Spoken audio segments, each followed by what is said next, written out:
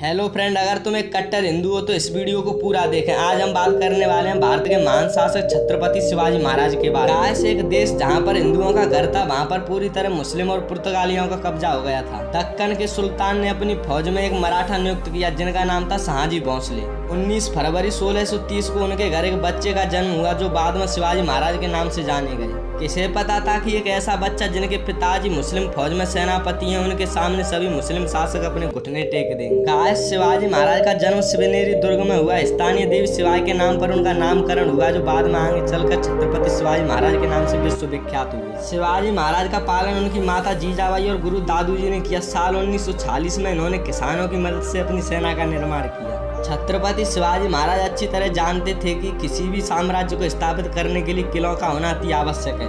काश इसीलिए 15 साल की उम्र में इन्होंने मुगलों को तोड़कर चाकन और कुंदाना किले को अपने अधिकार में कर लिया। इसके बाद इन्होंने थानाकोट और कल्याणकोट को मुल्ला अहमद से छीनकर अपने अधिकार में कर लिया। इन सभी घटनाओं ने आदिल शाही साम्राज्य में हड़कंप मचा दिया। आखिर ऐसा कौन आ गया है जो मुस्लिम साम्राज्य में दस्तक दे रहा है। काश जैसे ही उन्हें पता चला कि यह काम कोई और नहीं बल्कि उनके सेनापति का बेटा शिवाजी महाराज कर रहे हैं तो उनके पिताजी को बंदी बना लिया गया। इस घटना से शिवाजी महाराज ने 7 साल तक सीधा आक्रमण नहीं किया बल्कि अपनी सेना को बढ़ाया और अपने अधिकार में 50 किले कर लिए। शिवाजी महाराज के बढ़ते प्रभाव को रोकने के लिए साल 1659 में बीजापुर की बड़ी साहिबा ने अफजल खान को शिवाजी महाराज पर आक्रमण करने का आदेश दे दिया। काश उस समय अफजल खान को सबसे क्रूर और ताकतवर शख्स माना जाता था। सबसे पहले अफजल खान ने शिवाजी को उकसाने के लिए कई मंदिर तोड़े। अफजल खान अच्छी तरह जानता था कि शिवाजी महाराज बहुत चालाक है, इसीलिए उसने शिवाजी महाराज को चालाकी से मारने की सोची और अफजल खान ने शिवाजी महाराज को मिलने के लिए चिट्ठी भेजी। छत्रपति मिलने को तैयार हो गए और मिलने की जगह फिक्स की। जैसे ही दोनों गले मिलते हैं अफजल खान अपने चाकू से शिवाजी महाराज को मारने वाला होता है कि शिवाजी महाराज उसका पेट फाड़ देते। काश इसके बाद मुस्लिमों ने एक एक कर बहुत चालें चली पर सब विफल हो गई और शिवाजी महाराज का नाम पूरे भारत में गूंजने लगा। इस बार बीजापुर की बड़ी बेगम ने शिवाजी महाराज को पकड़ने के लिए औरंगजेब से मदद मांगी।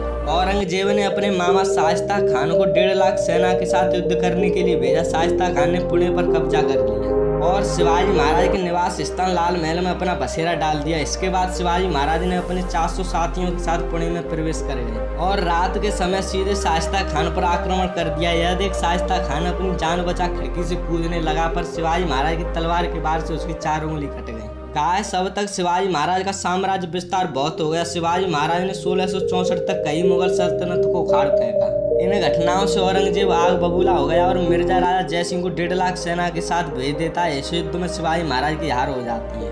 हार के बाद मिलने के बहाने शिवाजी महाराज को औरंगजेब ने बंदी बना लिया पर वह नहीं जानता था कि यह गलती उसे बहुत महंगी पड़ेगी। इसके कुछ दिन बाद शिवाजी महाराज अपनी बुद्धि और चालाकी से कैद से निकलकर अपने रायगढ़ किले पहुंच गए। साल 1670 तक शिवाजी महाराज ने कई लड़ाइयां लड़ते हुए अपने हारे हुए हिस्से को वापस जीत लिया। इसके साथ ही साल 1672 को अली आदिल शाह की मृत्यु हो गई और बीजापुर में हिंदू परंपराओं के साथ शिवाजी महाराज का राज्याभिषेक हुआ।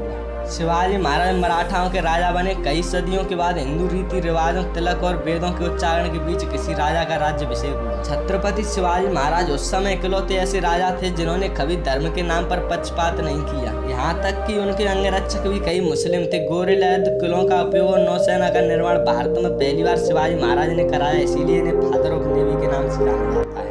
काश सबसे बड़ी बात है कि उन्होंने 4 किलों और 2000 सैनिकों से शुरुआत की पर उनकी मृत्यु के समय यह संख्या 300 किलों और 1 लाख सेना में बदल गई। शिवाजी महाराज ने अपने जीवन काल में पूरे देश में भगवा फहरा दिया। अंत में साल 1680 को तेज बुखार से उनकी मृत्यु हो गई। काश अगर आप एक सच्चे देशभक्त हैं तो कमेंट में जय शिवाजी महाराज लिखना ना भूलें और ऐसी हिंदुत्व से जुड़े फैक्ट वीडियो देखने के लिए हमारे चैनल को सब्सक्राइब जरूर कर लें।